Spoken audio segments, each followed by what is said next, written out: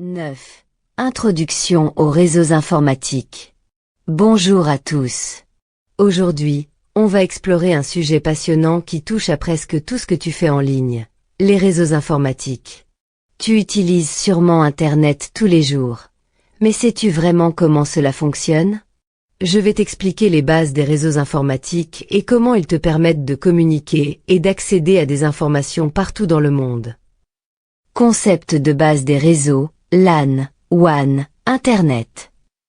Un réseau informatique, c'est un peu comme une grande autoroute invisible qui permet aux appareils, comme ton téléphone, ta tablette ou ton ordinateur, de communiquer entre eux. Il existe différents types de réseaux selon leur taille et la manière dont ils sont connectés. Premièrement, le LAN, Local Area Network, qui est un réseau local. C'est un petit réseau qui relie des appareils dans un espace réduit, comme une maison, une école ou un bureau. Par exemple, dans ton école, tous les ordinateurs sont probablement reliés entre eux grâce à un réseau LAN, ce qui permet de partager des fichiers ou des imprimantes. Deuxièmement, le WAN, Wide Area Network, qui est un réseau étendu. Contrairement au LAN, il couvre une grande distance. C'est grâce à des réseaux WAN que des appareils dans différents pays peuvent communiquer entre eux. Troisièmement, Internet, qui est le plus grand réseau de tous. Internet est en fait un réseau de réseaux, c'est-à-dire qu'il relie des millions de LAN et de WAN dans le monde entier. C'est ce qui te permet d'accéder à des sites web, de regarder des vidéos ou de jouer en ligne. Fonctionnement des réseaux. Alors, comment fonctionne un réseau? Imagine que tu envoies une lettre à un ami. Tu écris ton message, tu mets son adresse sur l'enveloppe et tu l'envoies par la poste. Un réseau informatique fonctionne un peu de la même manière. Quand tu envoies un message ou que tu visites un site web, ton appareil crée une demande, comme une lettre, et l'envoie à travers le réseau. Cette demande passe par plusieurs routeurs, qui peuvent être illustrés par des boîtes aux lettres, qui dirigent la demande vers sa destination. Quand la demande arrive à destination, le serveur, qui héberge le site web ou l'application, répond à ton appareil en envoyant des données, comme une réponse à ta lettre. Le tout se passe en quelques secondes, voire moins.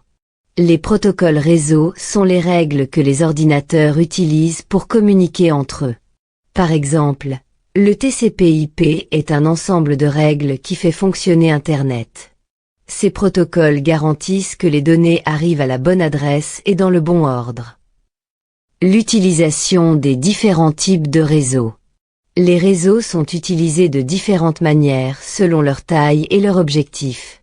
Voici quelques exemples de types de réseaux et de leurs utilisations. 1. Les réseaux domestiques. Chez toi, tu as probablement un réseau domestique. Il te permet de connecter plusieurs appareils à la même connexion Internet. Par exemple, tes parents peuvent utiliser un ordinateur pour travailler pendant que tu joues en ligne ou regardes des vidéos sur ton téléphone. 2. Les réseaux d'entreprise. Dans les grandes entreprises, des réseaux plus complexes sont utilisés pour connecter des centaines, voire des milliers de dispositifs. Ces réseaux permettent aux employés de partager des fichiers et d'accéder à des bases de données centralisées. 3. Internet. Enfin, Internet est la plus grande application des réseaux. Il te permet d'accéder à des sites web, de discuter avec des gens à l'autre bout du monde et de jouer à des jeux en ligne avec tes amis. Dans les réseaux, la sécurité est essentielle. Par exemple, dans les réseaux domestiques ou d'entreprise, on utilise des pare-feux pour filtrer les connexions et empêcher les accès non autorisés. Des outils comme les VPN, réseaux privés virtuels, permettent aussi de protéger la confidentialité de tes communications sur Internet. Conclusion. Pour résumer, les réseaux informatiques sont partout autour de toi et permettent de connecter des appareils dans le monde entier. Que ce soit à la maison, à l'école ou sur Internet, ils jouent un rôle fondamental dans ton quotidien. En comprenant les bases des réseaux et en prenant des précautions pour sécuriser ces connexions, tu peux mieux utiliser et protéger ces ressources incroyables. La prochaine fois que tu regarderas une vidéo ou que tu joueras en ligne, pense à toutes les étapes que les données doivent traverser pour arriver jusqu'à toi. Merci de ton attention. À bientôt.